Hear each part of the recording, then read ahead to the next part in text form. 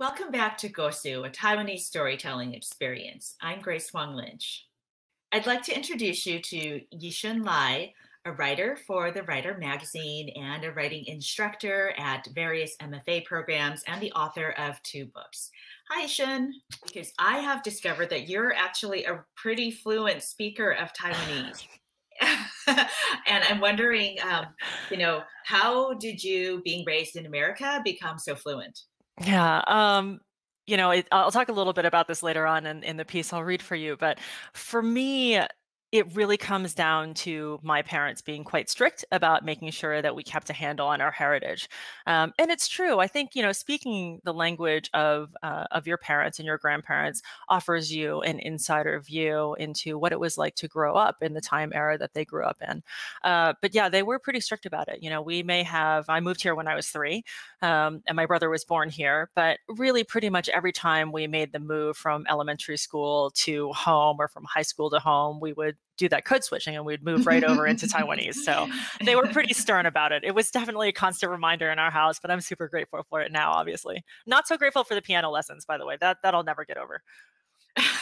Yeah, lots of trauma to talk Right. about. That'll be a different episode. Exactly. Well, let's hear you read from some of your writing right now. Great. Terrific. Thanks for being here, everybody. I'm super excited to share this with you. It's a new piece that I'm working on. It hasn't been published yet, but we can always keep our fingers crossed. When I was very young in Taiwan, we lived in a series of buildings, all connected by a corridor running around a generous courtyard. My eldest uncle lived in one building, my second eldest uncle lived in another, my maiden third eldest aunt lived in yet another. You get the idea.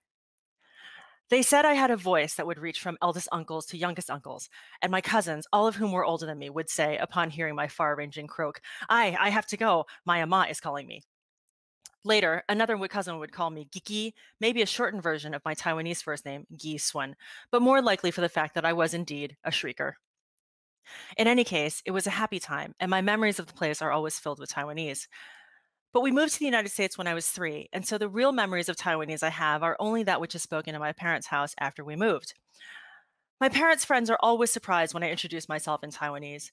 They try to speak to me in English, but I passively, aggressively, or maybe not so passively, steer them back to using Taiwanese. They can't hear the desperation in my tone, perhaps, my worry that if I don't practice it, I'll lose it entirely. I only really speak Taiwanese with my parents now, and with the first few relatives I call on the phone who still live in Taiwan. I married a white man, and my brother and I don't speak it to each other. I have had this affliction for as long as I can remember. Back in the 90s, when I was working in Boston's Copley Square at the Brookstone store there, I once talked the ear off of 2 visiting Taiwanese businessmen. I had overheard them talking as they walked by the store, and I took a deliberate step out of it just to speak to them. More recently, while climbing with my local mountain, I overheard 3 hikers speaking Taiwanese, and I left my own hiking group to speak to them for a time. Once, in the early days of consumer GPS, I was messing around with a friend's Garmin, and I realized I could make it speak in Taiwanese. But then when I turned it to that setting, I was mortified that I couldn't, in fact, understand it. Don't worry, by now I've convinced myself that I imagined the entire episode. The point is, I look for Taiwanese wherever I go, and I still haven't ever been able to parse exactly why. It's not even like I'm that good at it. I can make pretty fluent conversation, but once we get into something like politics, it takes me a long time to talk around something using very rudimentary vocabulary before I can actually make any points at all. And pretty much are the arguments I ever had with my parents growing up were in Taiwanese, so it's not like I only have warm, fuzzy memories associated with it. My parents have a kind of societal colonial lag. It's hard to say that out loud, which is what happens when you leave a place you love, and then that place is frozen in time in your head forever, and you live as if the values of that place and time are still the rules by which you should conduct your life and the lives of your children. A decade ago, when I went back to Taiwan to help with disaster relief efforts after Typhoon Morakot, I experienced my own colonial lag. My Taiwanese is of the ilk that had been spoken in the 1970s when we left. People in Taiwan had moved on. They were using Taiwanese I had to ask about. I was no longer au courant, or shikian, if you like. Take, for instance, drinking. I had come of age in the United States, and we'd grown up with the standard cheers of, oh, kampai! But people around me on that trip in 2009 were saying, hoda, hoda, or goak, goak. And it took my lagged brain so long to realize that they were just saying, make it dry or water it some more, which makes way more sense than kampai anyways for Taiwanese people. I mean, I don't think I ever said kang bui. Did you? When I got back from that trip, I suffered a kind of panic. My Taiwanese was in a 1970s rut. All around me, it felt like it was dying. I know Apia had started a Taiwanese education program for schools, but I couldn't take advantage of that in America. I took a mental poll of my cousins living in the United States.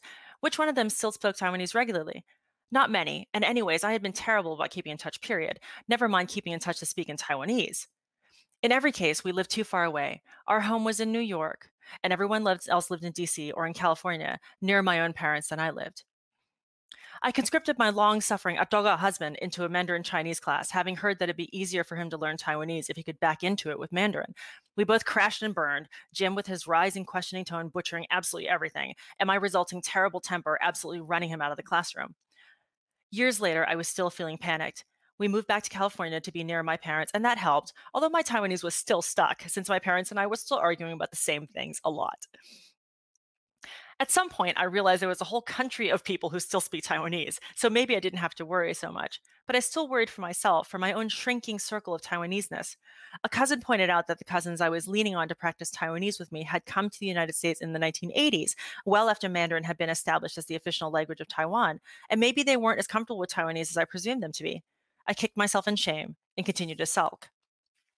You will have gleaned by now that which it took me years to understand, that really the only thing holding me back from experiencing Taiwanese beyond that which was spoken in my parents' home was myself. That for some reason, I'd not yet fully internalized my need to experience more Taiwanese in my life.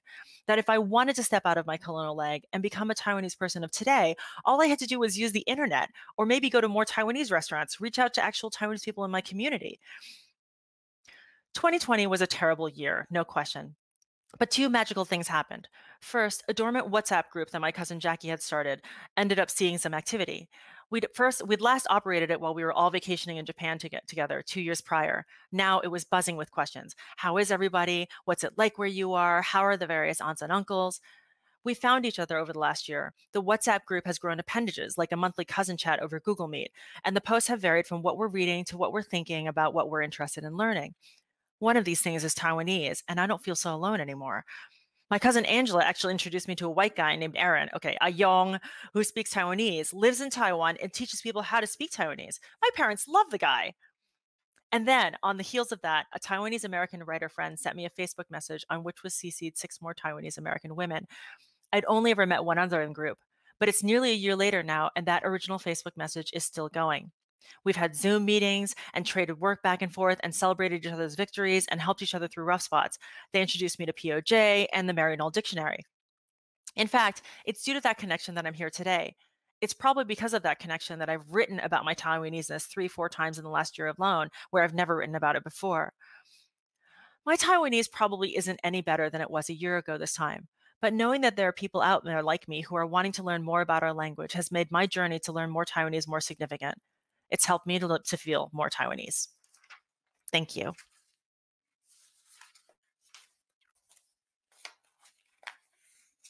Oh, thank you, Ishan. That was such a great story. So relatable and also inspiring that, that the ways that you've really pushed into learning more Taiwanese and, just love the growing community around all of this. Yeah, thank you so much for the inspiration on so many levels. It's so great to have a place to speak about this language that we all love so much. Yeah, absolutely. And I also wanted to note that the scene about hiking is part of your latest book called Pinups, right? It You want to tell us a is. little bit about that? Yeah, this is Pinups. It is a tiny book. It's literally 4 inches by 6 inches. It's 66 pages long from cover to cover. And it really is all about my long, kind of ugly relationship with outdoor sports and what that's taught me about being a minority in white America. Yeah, it was a project that's really close to my heart. And, I'm just so glad that it found a home and that it's out there. You can find it at REI and at all the bookstores that you could possibly frequent. Of course, now in this day and age of more internet shopping, I'd encourage you to go to bookshop.org or rei.com and pick up a copy. Very cool. Thank you, Yishan, for being with us. And we'll be back throughout the festival with more writers with Kòo-sū, a Taiwanese storytelling experience. See you later.